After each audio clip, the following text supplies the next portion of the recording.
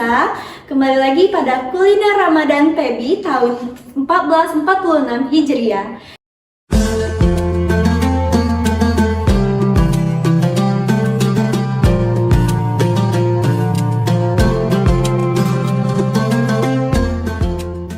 Sebelumnya, perkenalkan saya Rosa Desiana sebagai moderator pada edisi kali ini. Tentunya saya di sini tidak sendirian dan saya di sini ditemani salah satu dosen yang sangat luar biasa dari Fakultas Ekonomi dan Bisnis Islam yang akan menjadi narasumber dalam Kuliner PEBI Ramadan kali ini, yaitu Ibu Haja Siti Mardia, SHI MSH. Baiklah, di samping saya ada Ibu Siti.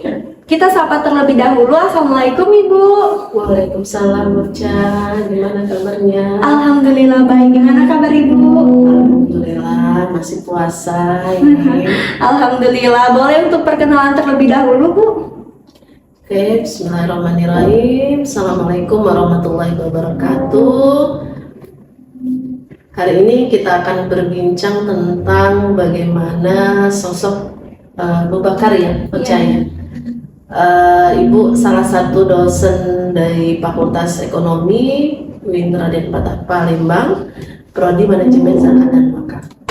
Baik, langsung saja ya. Tema yang akan dibahas oleh Ibu, kisah berlomba-lomba kebaikan Abu Bakar. Mari kita simak dan dengarkan bersama-sama yang materi yang akan disampaikan oleh Ibu Siti. Kepada Ibu dipersilakan. Oke, terima kasih Ocha. Iya Ibu. Pemirsa kuliner yang dirahmati Allah, Abu Bakar mungkin sebagian kita sudah sangat akrab. Beliau adalah sosok sahabat Rasulullah. Ada beberapa yang belum kita ketahui mungkin. Nah, di sini ternyata Abu Bakar ini adalah sosok yang dia berasal dari Daulah Taim. Di situ ternyata berasal dari suku yang ahli dalam keuangan. Nah, itu yang luar biasanya Abu Bakar ini. Kemudian kalau kisah yang sering kita dengar, kisah Abu Bakar ini adalah kisahnya perjalanannya Isra Mi'raj. Adalah satu-satunya sahabat yang pertama kali mengiyakan perjalanan Rasulullah melalui Isra Mi'raj. Nah, ternyata ya Ocha, Abu Bakar ini dalam bidang ekonomi Islam, Abu Bakar lah orang yang pertama kali mengembangkan konsep Baitul Mal. Wah, luar biasa ya. Nah, iya, beliaulah yang pertama kali mengembangkan dan memberikan penanggung jawab Baitul Mal. Kalau konsep Baitul Mal sekarang yang di dalam negara ada beberapa pendapat mengatakan sepertinya bank sentral, atau kalau dalam lembaga keuangan ada kita lihat Baitul Mal, Watamwil, BMT dan Koperasi Syariah seperti itu. Oke, baik. Materi yang sangat luar biasa ya dari Ibu Siti. Dari materi tersebut saya ingin bertanya nih Bu, dari kisah tersebut di era zaman sekarang, apakah Abu Bakar as-Siddiq dan apa perannya dalam ekonomi Islam? Oke, terima kasih Ocha ya. Banyak sekali sebagaimana yang Ibu sampaikan tadi, selain di pengembangan Baitul Mal ya, Abu Bakar ini adalah sosok sahabat yang juga banyak mengembangkan dalam pengembangan akad-akad transaksi ekonomi Islam. Oke. Kemudian beliau juga seorang yang sangat tegas dalam pendistribusian zakat.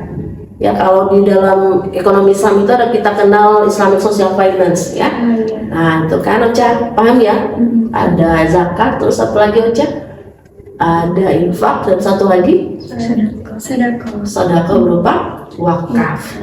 Nah, Islamic Social Finance ini ketika masanya Abu Bakar itu beliau sangat concern, bahkan yang tidak terutama yang zakat ya, yang tidak membayar zakat itu sampai tegas hukumannya, sehingga pada zaman Abu Bakar zakat itu banyak orang semua concern dan mengeluarkan zakat ya. Padahal pemerintahan Abu Bakar itu cuma 2 tahun, tapi Masya Allah luar biasa perkembangan ekspansi Islam itu sampai ke banyak negara, termasuk pengembangan ekonomi. Nah, pada zaman Abu Bakar ini pendistribusian apa namanya, aspek-aspek baik itu pendistribusian pendapatan maupun kekayaan itu langsung Abu Bakar.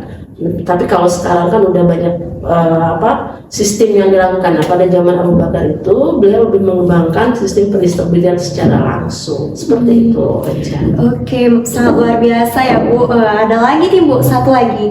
Apa saja sih Bu contoh lain dari sikap Abu Bakar yang selalu mendahulukan kepentingan umat dibandingkan dirinya sendiri? Oke, luar biasa. Ada sebuah kisah aja ya. Ketika kali itu akan terjadi ekspansi ke satu wilayah, maka terjadilah peperangan. Maka Rasulullah menghadap kepada sahabat-sahabatnya, ya, ini siapa yang bakal memberikan bekal untuk kita melakukan ekspansi, bekal untuk ini ya, kegiatan itu. Maka datanglah Abu Bakar, Umar bin Khattab datang menghadap Rasulullah dengan membawakan setengah hartanya.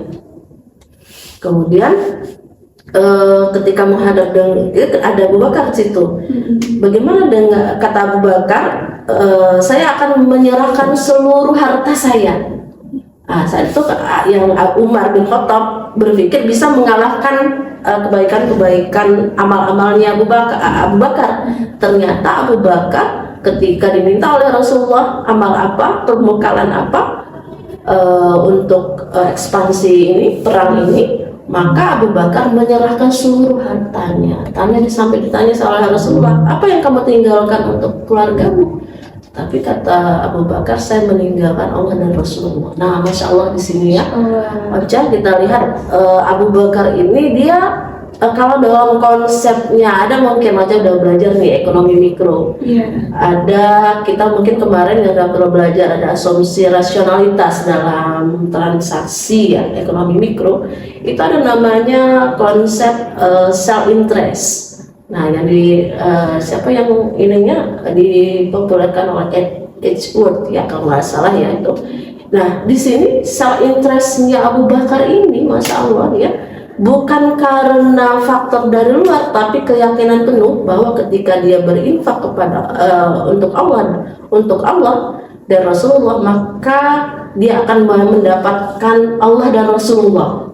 Nah, itu yang luar biasanya dari Abu Bakar ini. Jadi self interestnya itu keyakinannya itu, ya, bukan faktor yang lain-lain, tapi dia merasakan bahwa Allah dan Rasulullah di atas segalanya. Nah, mungkin ini yang bisa kita tiru ketika kita berinteraksi dalam aktivitas ekonomi ataupun aktivitas lainnya dalam produksi, distribusi dan sebagainya, bahwasanya meletakkan Allah di atas segalanya, sebagaimana contohnya Abu Bakar ini. Seperti itu aja.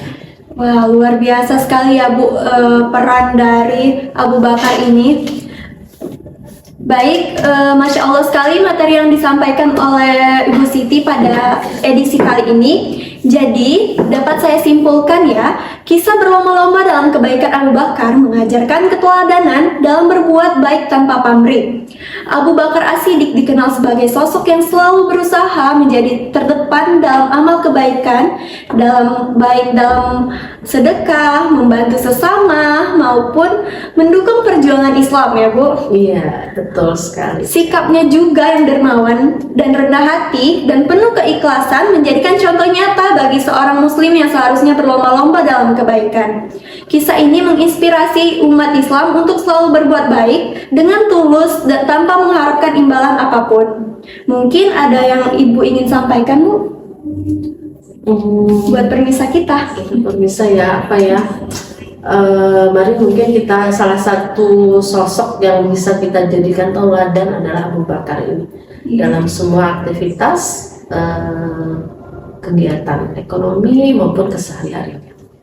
Oke, baik, terima kasih Ibu. Semoga apa yang telah disampaikan Ibu dapat kita ambil manfaatnya, ilmunya, dan dapat kita terapkan dalam kehidupan sehari-hari. Mungkin sampai sini saja ya Bu.